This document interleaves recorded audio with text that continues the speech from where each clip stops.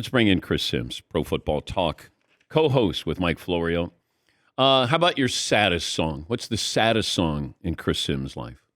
Oh gosh, this is a great conversation. It was actually really funny just to listen to you and the guys there. Certainly, you sounded like you're the teacher in front of the class. Now, Fritzy, tell me what happy song means to you. All right, so I would go with sad song. The Great Gatsby, right? Lana Del Rey. I mean, this is totally off the top of my head. Like, Will You Still Love Me? I want to say it's that song, right? She's kind of talking about, will you love me when I get older? That's kind of a sad song that I like. All right. That would be that one. You got a happy song? When you say happy song, I mean, first off, Pharrell and Happy does pop to my head right away. It was kind of a happy song. But like, what about like some Bob Marley, like Three Little Birds? Every time I hear that, I always perch up. I like me some Bob Marley. Good message. Three Little Birds perch on my doorstep. How can you not like that song? Come on. Yeah, but that's usually when you're returning from the dispensary, when you're listening to Bob Marley. No doubt. And I'm encompassed in a cloud of smoke. And I go, damn, this is a great song. All righty. If I would have said yesterday at 11 a.m. Eastern, Aaron Rodgers and Russell Wilson will be in the news, and the Broncos are getting one of the two, you would have said who? I would have said Aaron Rodgers. I would have thought that was the guy, at least, the leader in the clubhouse for that. And I do believe he was. I believe he was plan A. They can spin it however they want. I mean, it wasn't a coincidence yesterday that Aaron Rodgers goes back to Green Bay, and then a few hours later or an hour later, they sign Russell Wilson. I don't think that was a coincidence, but yes, that would have been the move I would have expected to have heard yesterday. I think if you had to, ask me one of the two. If I look at, we love to get grades on these things, but I'm just looking at let's look at what Denver's doing now and what Seattle is doing now. Let me start with Seattle. When you don't trade Hall of Fame quarterbacks who are still considered to be in their prime, they did it. Is this a rebuild for Seattle? I think a little bit. I do. First off, can you have a little bit of a rebuild? Yeah, not really. I mean, not really. They have some pieces in place where you go, hey, listen, there's DK Metcalf, there's Tyler Lockett, there's Jamal Adams. There's the Jordan Brooks, the linebacker. They got a few pieces to build around. So I don't look at it as like, oh my gosh, this is a total tear down rebuild. Yeah. But you're right. There's no such thing as a little bit of a rebuild. You look at their team, they got issues everywhere.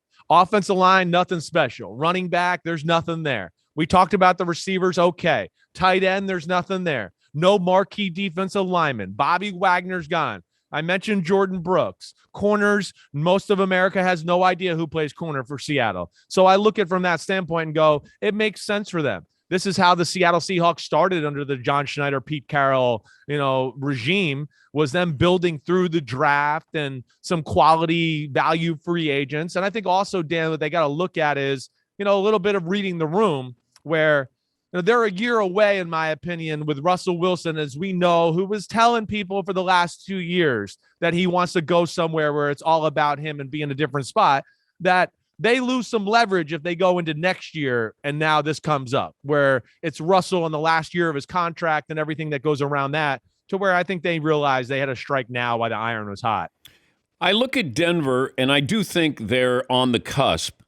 I don't think they're as close as what people think. Just in my opinion, I got a rookie coach. I'm not thrilled with the offensive line. I know we love to look at that receiving core and say, man, they're good. Jerry Jeudy still has to prove to me that he belongs in there with the fellow Alabama wide receivers. Sure. I like the running backs. Defensively, they don't have a pass rusher. Secondary's good. And you're playing in the AFC West, where no doubt they're, the third best team in the West? Are they better than the Raiders right now because they got Russ? It's debatable. I think yes, as purely on the roster, I would go. I like the Broncos roster more than the Raiders. Yeah. But yeah, it's an uphill climb, and I think your questions are, they're real. There's a lot of what we would, potential with the Broncos. Jerry Jeudy, he certainly looks like he's a real good receiver. It's unfortunate last year he had that bad high ankle sprain. Cortland Sutton, I do think is a star at the receiver position, but he was just coming off a torn ACL. We saw Tim Patrick. He's really good.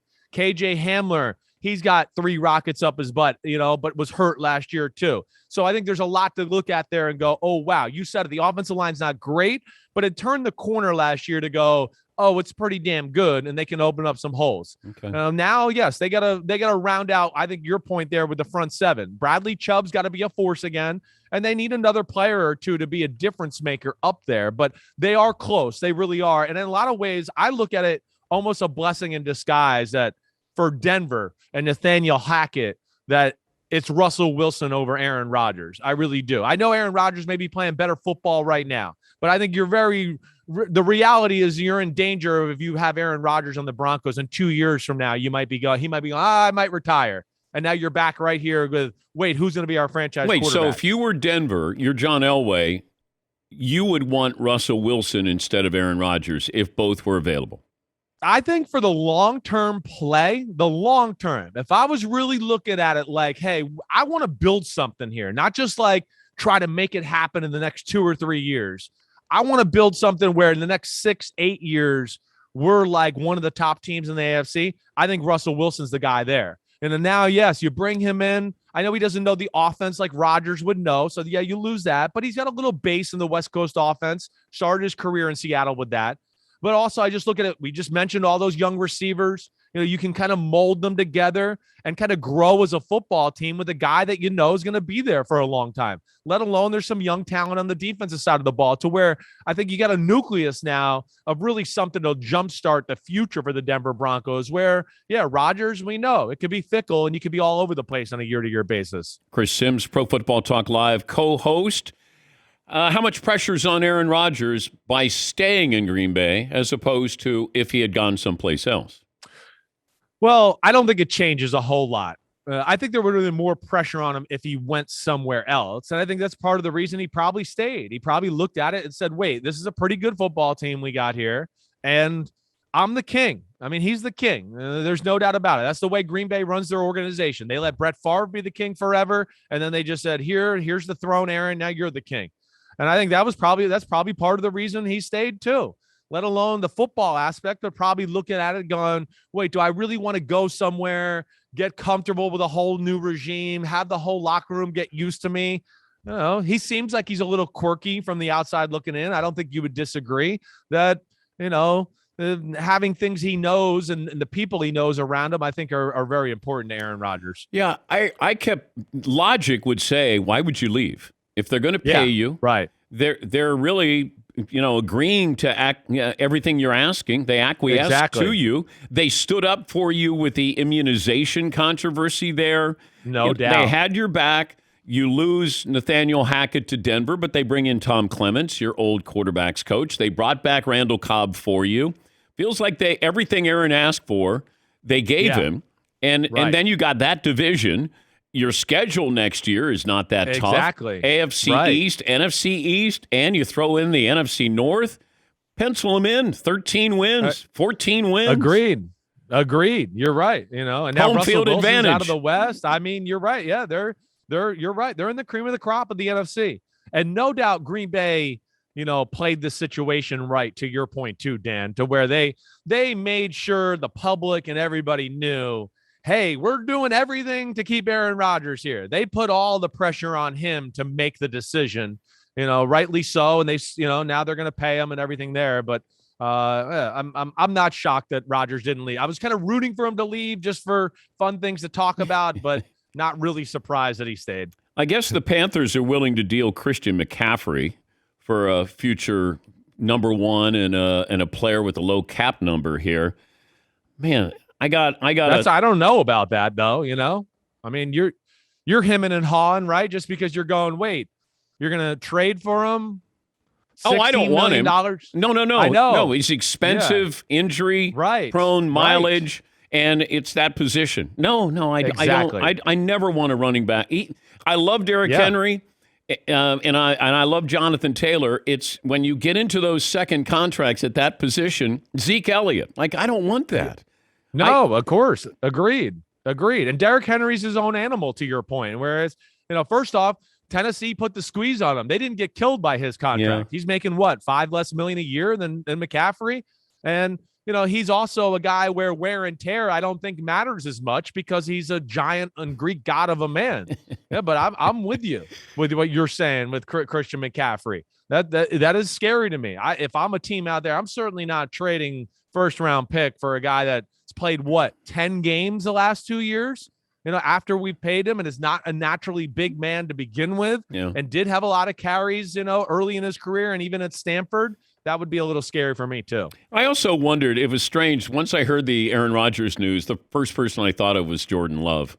Because, he's in the on-deck circle. He's not going to get to the plate. And then there are people saying, well, would you trade Jordan Love? Well, if I'm Green Bay at that price, no. I got to back up. Like, why am I going to give somebody Jordan Love? And I'm not here to be fair to Jordan Love. I'm trying to win. If I got a quarterback, knows the system, maybe he can, work him.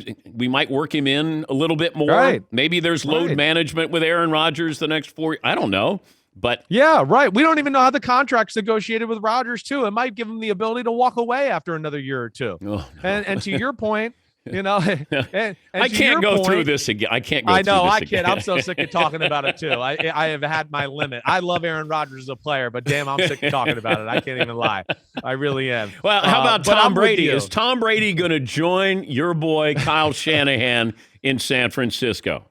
I'm saying it's 50-50, and I know everybody thinks I know and have inside knowledge. You have never had a conversation with your good buddy, Kyle Shanahan, about Tom Brady. Are you going to lie to my face? No, I will never lie to your face. The first time around when it was between, Tampa and New England and San Francisco, yes, I had conversations with my buddy about Tom Brady then. Yes, I did.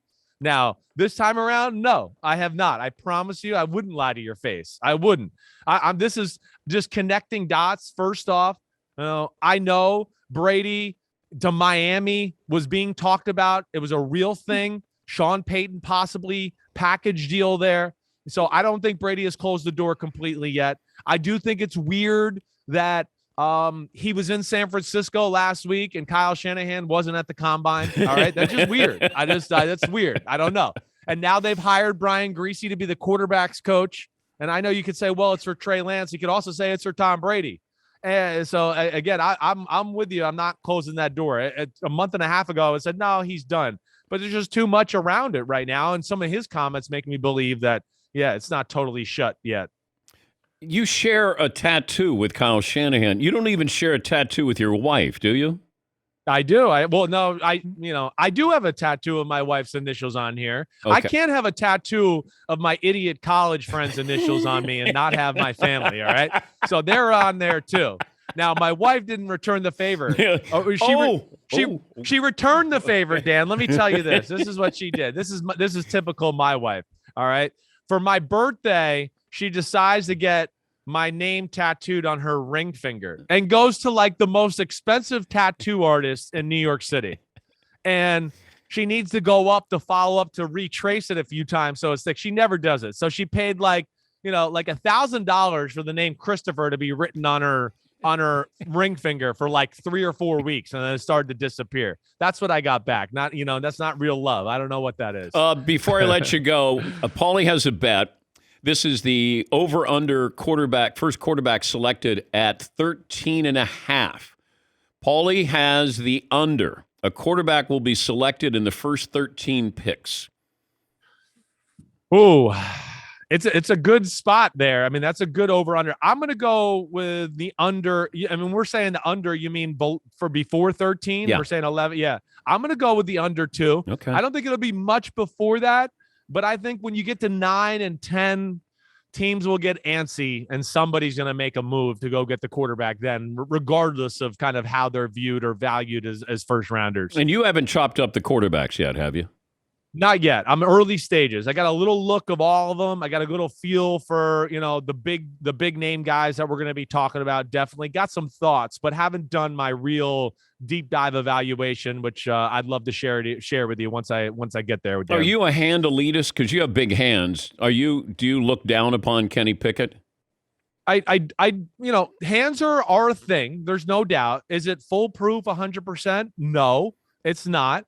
We're seeing quarterbacks with smaller hands in the NFL be really successful right now. Quarterbacks are more willing to grip the ball differently than they have when we grew up or in the 80s or 90s. There's a lot of different variations of how quarterbacks grip the football now as compared to then. I think that does it. And with all the people that I would be concerned with small hands, the difference is with Pickett, which I don't like that he wears, but he does wear a glove, which, will help him out, certainly. But do I question how great of a natural thrower you are if you have to wear a glove to throw spirals and control the ball? Certainly. And that'll be a big thing for me as I continue to evaluate him. Always great to talk to you, bud. Thanks for joining us, Chris. Thanks, guys. Be good. That's talk to you, Dan. Chris Sims, Pro Football Talk Live co-host, NBC, NFL, and college football analyst.